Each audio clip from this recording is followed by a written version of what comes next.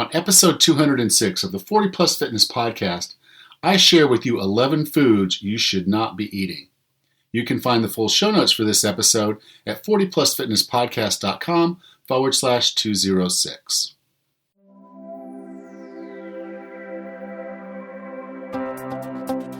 Have you decided you're ready to make a change?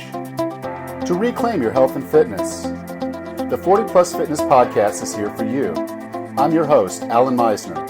I'm an NSAM certified personal trainer with a specialization in corrective exercise and fitness nutrition. Let me be your coach as you find your way on your health and fitness journey.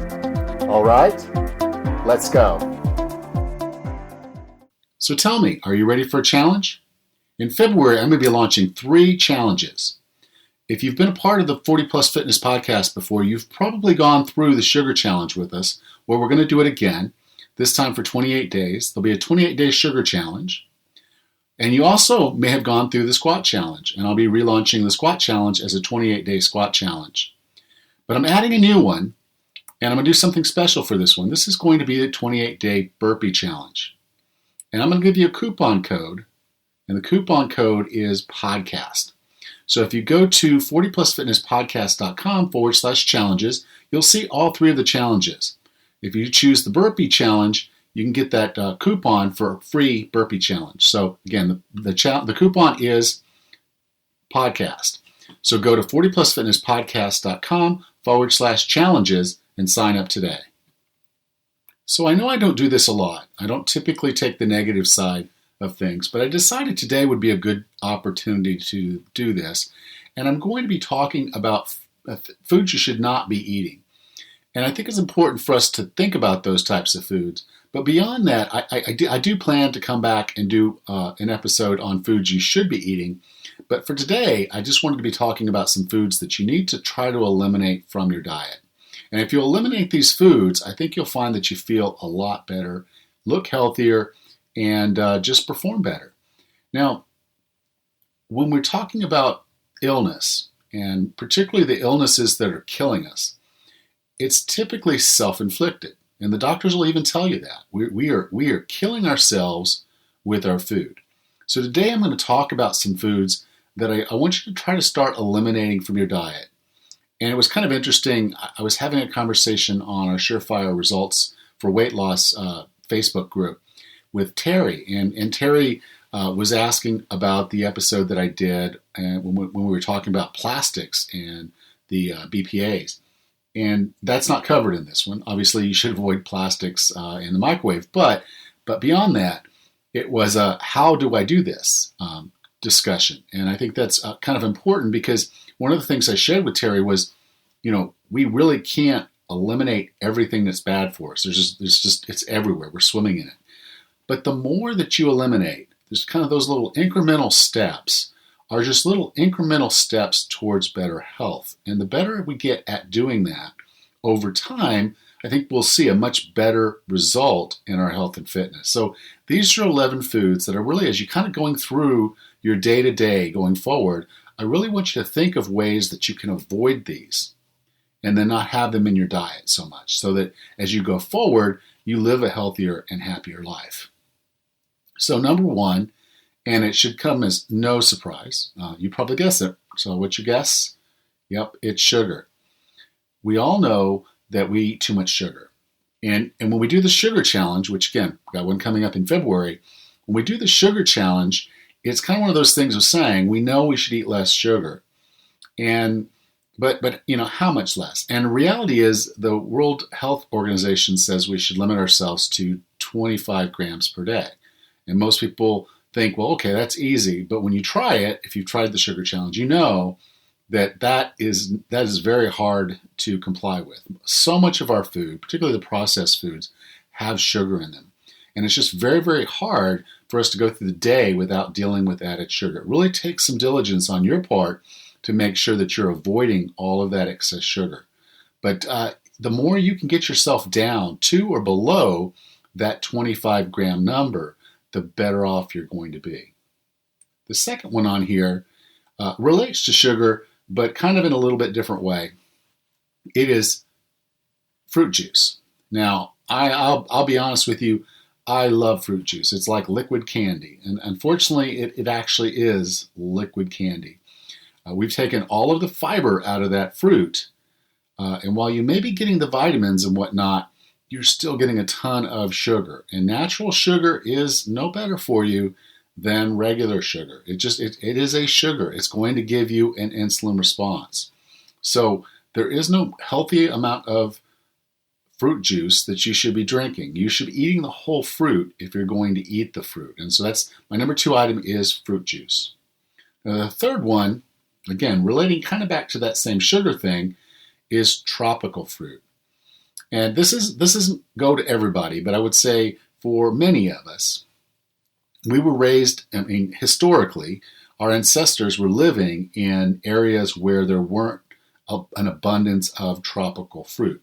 And if there were some of the more sugary types of fruit, like watermelon or other melons or things like that, or peaches or some of the others, while they had a good amount of sugar in them, they came in for a very short period of time and then they were gone. I remember growing up, we had some plum trees in our backyard, and those plums would last for about 3 to 4 weeks, and then they were all gone.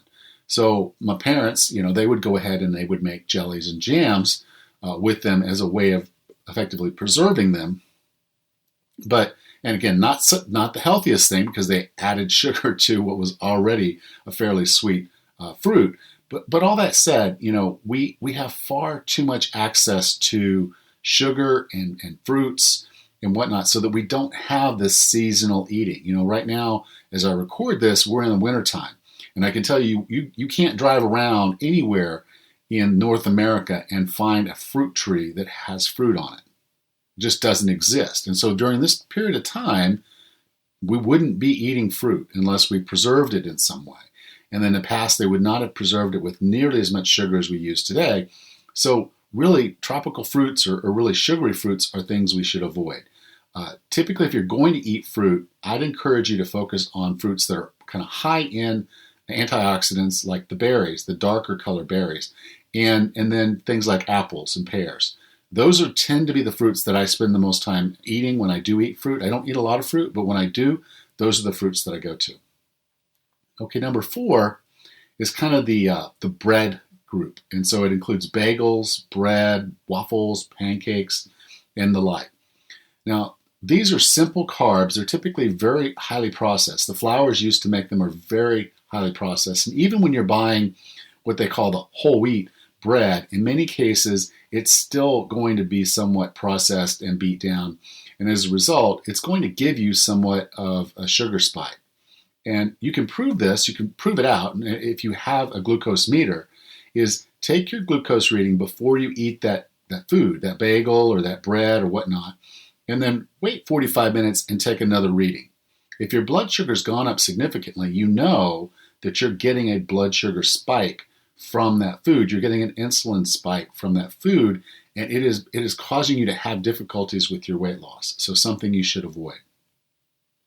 Number 5, in a similar vein, rice and potatoes, particularly the white varieties, tend to also cause insulin spikes. In fact, potatoes have a higher glycemic index than table sugar.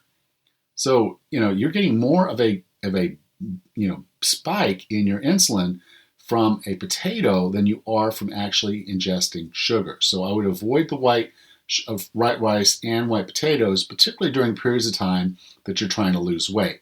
In small quantities, occasionally, this might be a food that you would include in your diet, but I would just say, particularly if your goal is weight loss, this is a food you should avoid. Okay, number 6, and this again relates to the sugars, but it's a sugar that's often hid and we don't pay much attention to, and it's high fructose corn syrup. Now, high fructose corn syrup is basically a designed product made from corn that's set up to sweeten foods. It's a very inexpensive food because the government subsidizes corn growth, making this a very, very lucrative thing for companies to add to their food. So if you're eating a processed food, there's a high probability that it's going to have some high fructose corn syrup in it. So avoid that, just like you would avoid the other sugars, and start learning about what the other names are for sugars. The high fructose corn syrup has been predominantly one of the largest used, most commonly used, but as the consumer gets more educated, the food companies, they switch it up on you. So today it's high fructose corn syrup. It might be something slightly different later, but paying attention to what is sugar, effectively sugar, is worth taking your time to do. Last I heard, there were nearly 60 some odd substances that were effectively sugar, just as they're designed in our food and put in our food. They're called different things, and that masquerades them as sugar. And sometimes there's more than one of them in the food. So there'll be a maltose, and there'll be a sugar, and there'll be a cane syrup. All of those are sugar. They've just put them in different names so that they don't have to put them towards the top of the label. So again, just make sure you know what's going on in your food. Read the labels and do a little bit of research. The next one is diet sodas. And I was a bad diet soda addict. I mean, I drank these things from the time I woke up in the morning to the time I went to bed at night. They were just a normal staple for my everyday eating. I mean, I literally drank liters and liters of these every single day. And what I didn't realize that was happening was that my body was not enjoying the chemicals. That's the easiest way to say it, is that the chemicals caused inflammation in my body, which caused me to be unhealthy. And it also led to weight gain. Inflammation causes your body to retain extra fluid. It's a protective measure. So it's important to have inflammation. We don't want to avoid inflammation. And so many people take anti-inflammatories. But the reality is inflammation is typically a good process when it's not short-circuited. So when we're feeding ourselves poison, which the diet sodas are, it's just kind of one of those things, and that fake sugar is it's setting your body up to be unhealthy. Now, another thing that these diet sodas do, and maybe you call it pop, maybe you call it cola, or down in the South we call it Coke or Diet Coke, but the core of it is training your taste buds to continue to want sweet. So I'm not a big fan of using fake sugars, even the natural stevia, because you're not giving your taste buds an opportunity to really taste what real sweet foods are. I can sit down now, and I remember when I was a kid, or even a young adult, or even maybe an older adult, I would eat strawberries, and you want to put whipped cream on it because it was sweetened cream on top of strawberries, and it's delicious. But the reality is now I can eat strawberries, and they're actually very, very sweet for me. I don't eat that many strawberries now because, in fact, they do taste so sweet to me relative to what they used to taste like. So strawberries taste different when your taste buds have had an opportunity to understand what food really tastes like, what sweet really is. So take the time to back off those. I know they're addictive because they've got the sweetener in it, and they're addictive because they've got the caffeine in it. So it's a double whammy with the sodas, the diet sodas. So if you can get off of that, please do. That's going to be one of the best things. It's one of the best things that I ever did for my health. I can tell you that for sure. Now, MSG is monosodium glutamate, and that's the 8th item on my list. Now, monosodium glutamate is a spice that makes food taste delicious. Okay. You know, the interesting thing is all these chemicals, be it high fructose corn syrup, be it the artificial sweeteners, be it MSG, these were all designed to make food taste better. Why?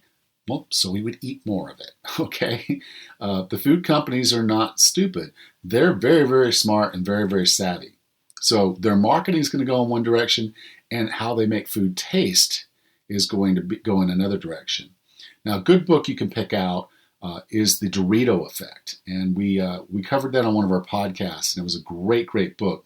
It really spoke to the science of taste and how the food companies are really looking to take something that, you know, typically we wouldn't even recognize as food, make it taste so good that we now crave it. And MSG is kind of one of those things that's going to cause a little bit of craving. It's also going to be something that is going to cause a lot of inflammation in your body. So MSG is not good, and it's just something as you look at food labels, if you're eating food that comes in a bag or a package, look for that chemical because that's something you really don't want to put in your body. The next one is skim milk.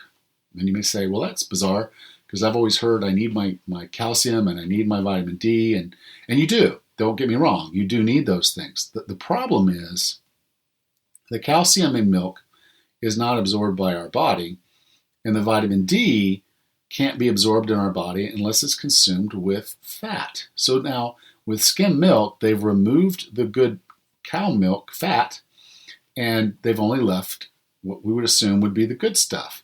Well, the milk fat is not necessarily bad for us. We need some fat in our food to absorb the vitamin D. So you're not actually getting the vitamins and all the quality of what you think you're getting when you're drinking the skim milk. You're basically just drinking sugar water because the lactose is still in there, so it still has the milk sugar. You're just drinking sugar water, okay? It's very thin, and you can tell that, and it doesn't taste quite as good. In fact, some companies want to add sugar just to make their skim milk taste better. So just be cognizant that skim milk is not a natural whole food, in my opinion, and probably not something that you should be eating. Number 10 is pretty much anything labeled low fat, healthy, natural, gluten-free, yada, yada, yada. Okay? The food companies are looking for those core key marketing words that the press is throwing out that is bad for us. So if I say avoid gluten, suddenly now there's a gluten-free banana. Well, bananas were always gluten-free. There's a gluten-free cookie.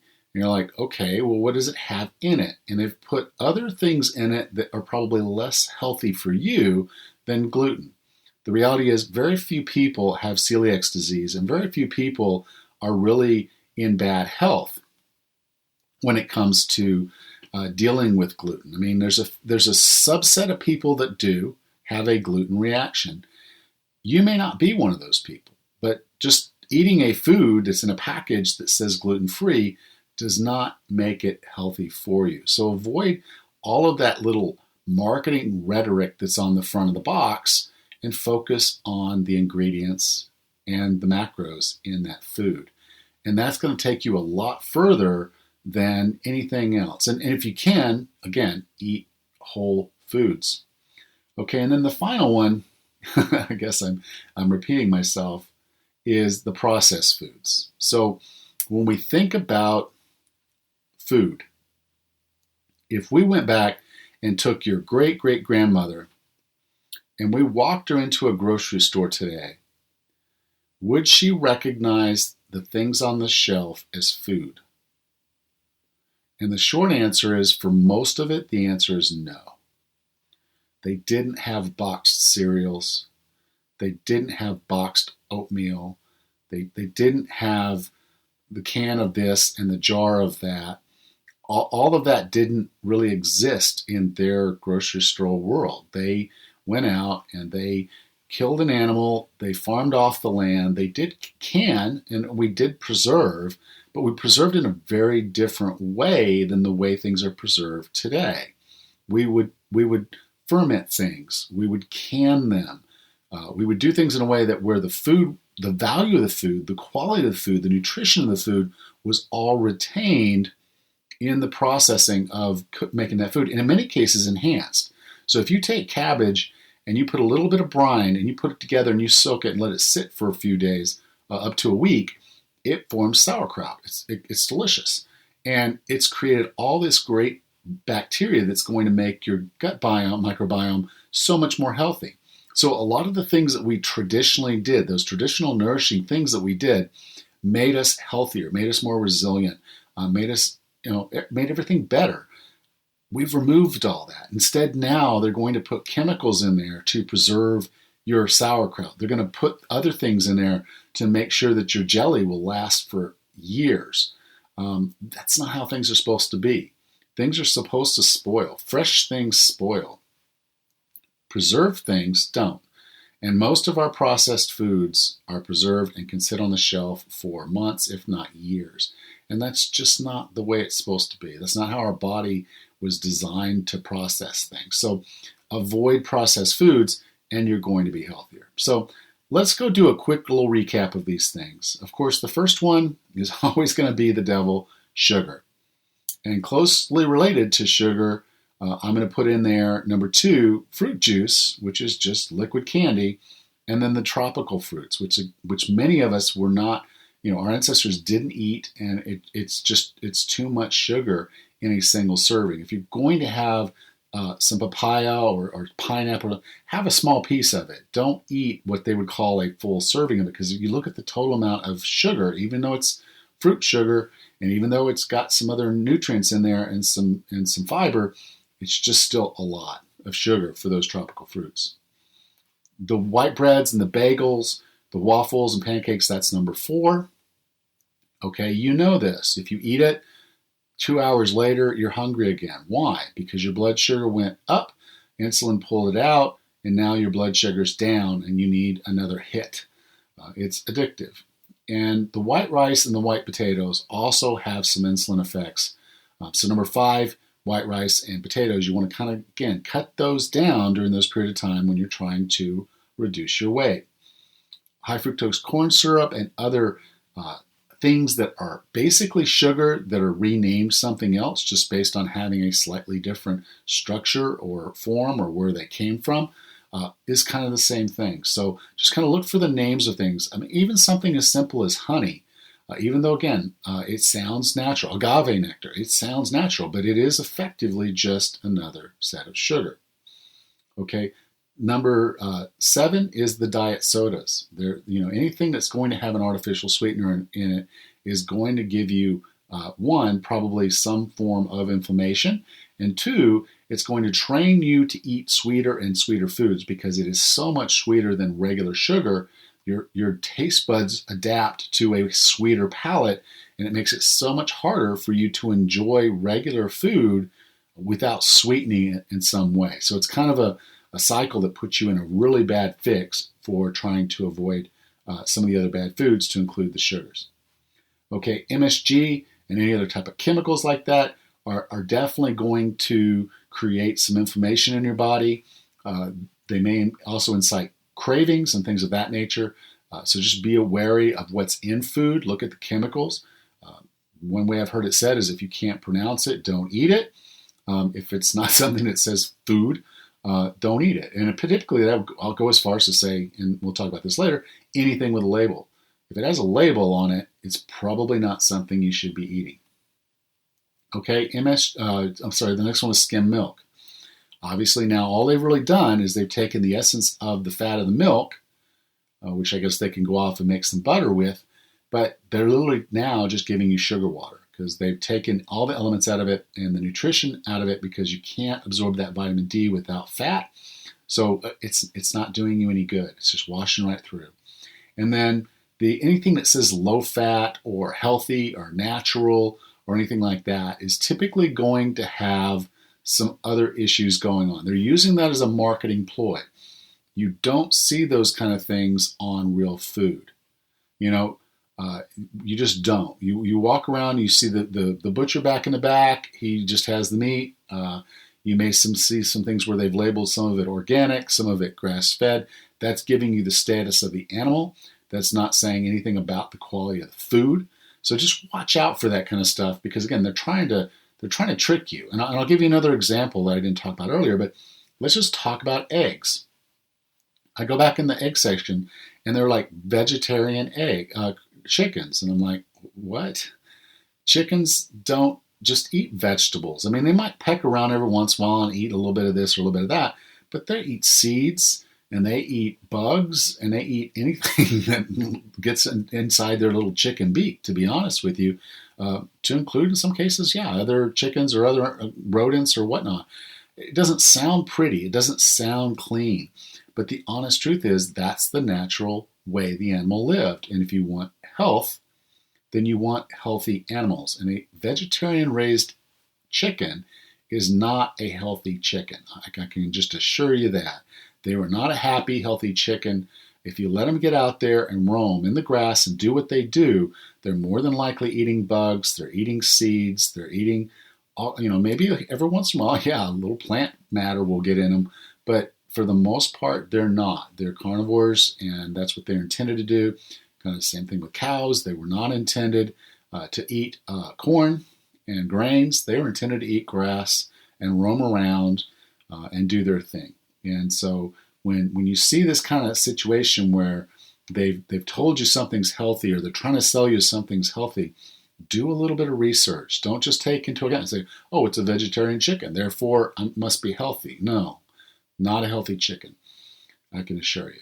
Okay, and then the final one is processed food. So if it comes in a box, if it has a label, really reconsider. Is there a way you can make the same item? And I'll give you an example.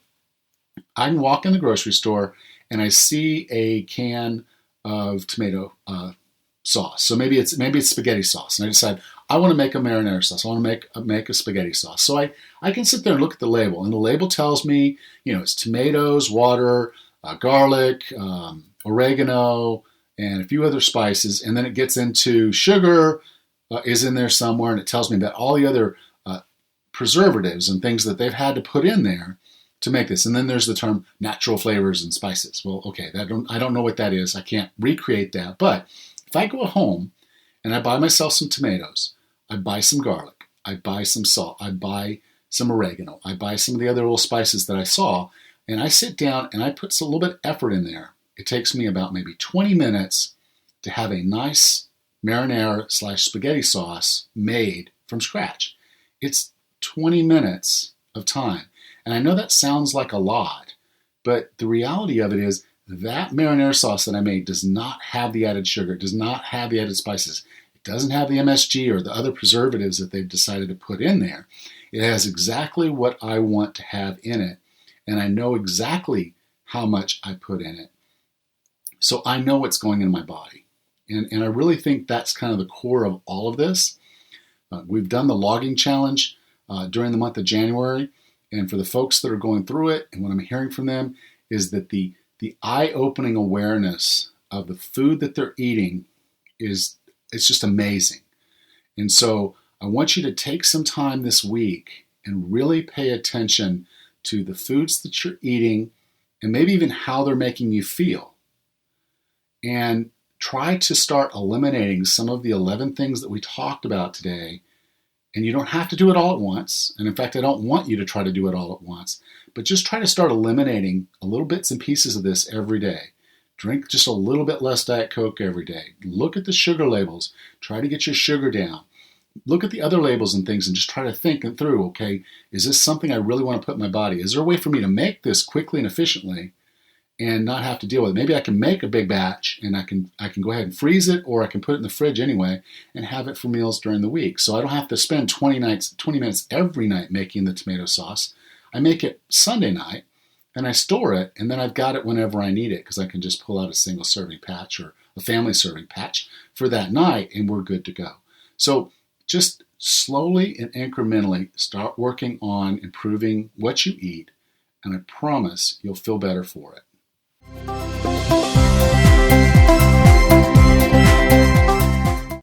Okay, so you've stuck with me this far, so cool. Maybe it's just so you can know what's going on for the next episode, which is going to be a good one, by the way.